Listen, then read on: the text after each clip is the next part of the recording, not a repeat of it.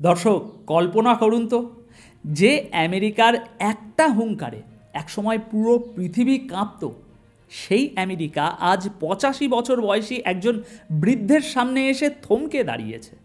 200টা fighter jet, পরমাণু অস্ত্র আর পুরো মিডল ইস্টে রণতরী সাজিয়ে রাখার পরও ডোনাল্ড ট্রাম্প আজ রাতে ঠিকমতো ঘুমাতে পারছেন না। কেন জানেন?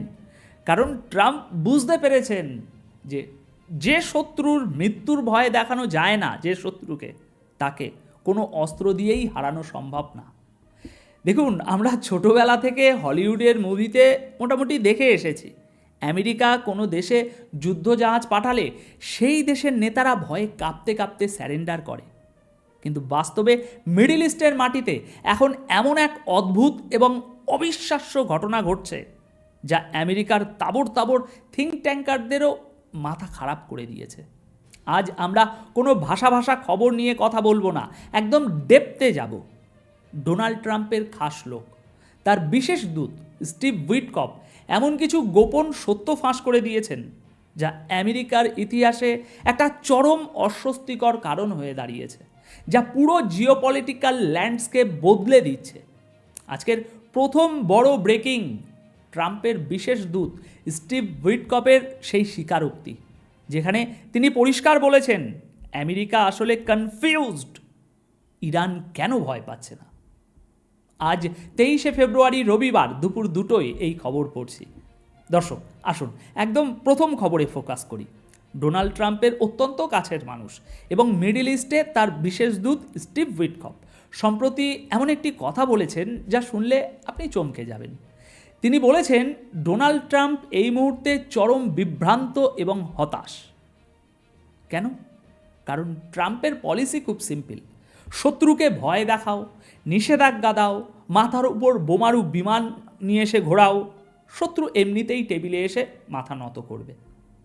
উইটকফ বলছেন, আমরা আমাদের সব যুদ্ধজাহাজ রণতরী নিয়ে হাজির হয়েছি, 200টি অত্যাধুনিক ফাইটার জেট আকাশে চক্কর দিচ্ছে, সমস্ত মিলিটারি বেসকে হাই অ্যালার্টে রাখা হয়েছে, আমরা আমাদের সর্বোচ্চ শক্তি প্রদর্শন করে ফেলেছি। কিন্তু আমরা বুঝতে পারছি না ইরান কেন এখনো স্যারেন্ডার করছে না, কেন তারা অস্ত্র ফেলে দিচ্ছে না। আর এটাই হলো আসল খেলা।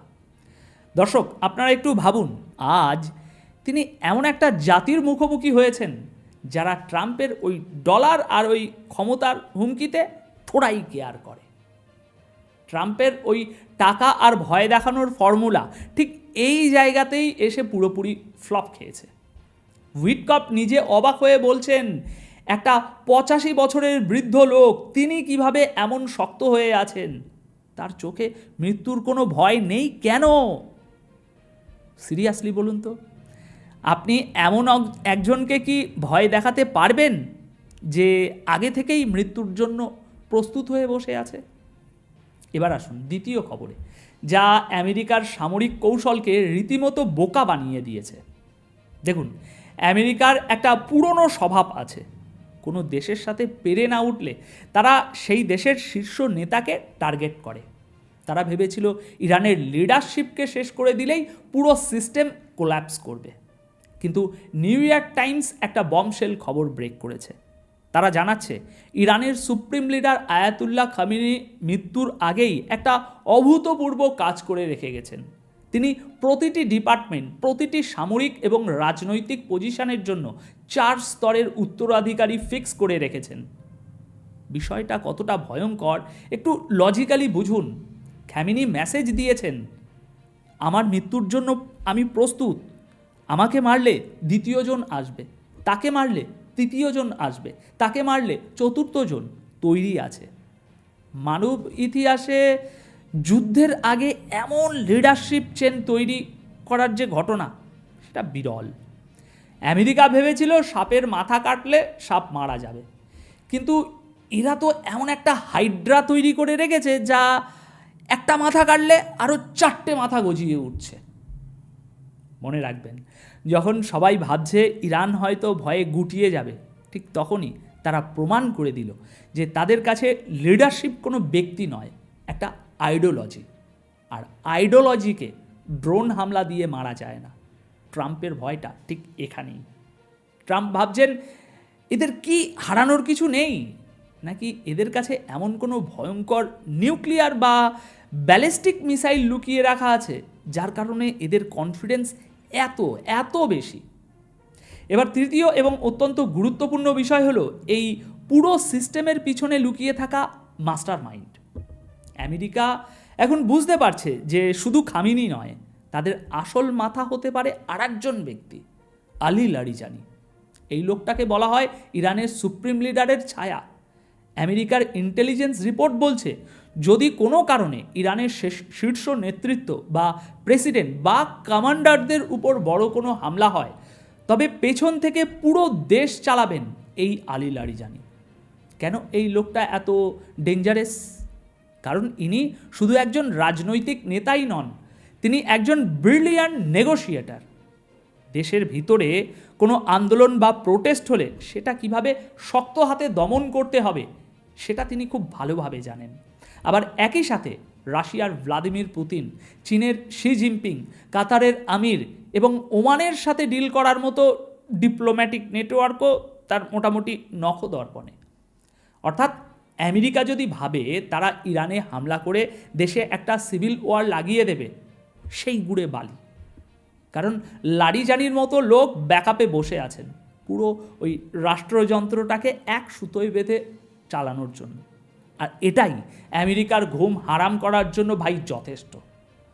85 বছরের একটা মানুষ যখন মৃত্যুর পরোয়া না করে পুরো জাতিকে যুদ্ধের জন্য প্রস্তুত করে, তখন সেই জাতির সাইকোলজি এমন এক পর্যায়ে পৌঁছায় যাকে কোনো 3D র্যাডার বা স্যাটেলাইট দিয়ে মাপা যায় না। এবার আসি একদম কোর পয়েন্টে। ট্রাম্প কেন উইটকপকে দিয়ে এই কথাগুলো বলাচ্ছেন? কেন ট্রাম্প নিজে এত কনফিউজ? কারণ ট্রাম্প খুব ভালো করেই জানেন এই মুহূর্তে যদি ইরানের সাথে ফুল স্কেল যুদ্ধ শুরু হয়, তাহলে আমেরিকার ইকোনমি পুরোপুরি কোল্যাপস করবে। দেখুন, এই মুহূর্তে ওয়ার্ল্ড মার্কেটে গোল্ড বা সোনার দাম তত্তর করে বাড়ছে। মানুষ ডলার বিক্রি করে সোনা কিনছে। কেন? কারণ গ্লোবাল ইনভেস্টাররা জানে ডলার আর নিরাপদ নয়।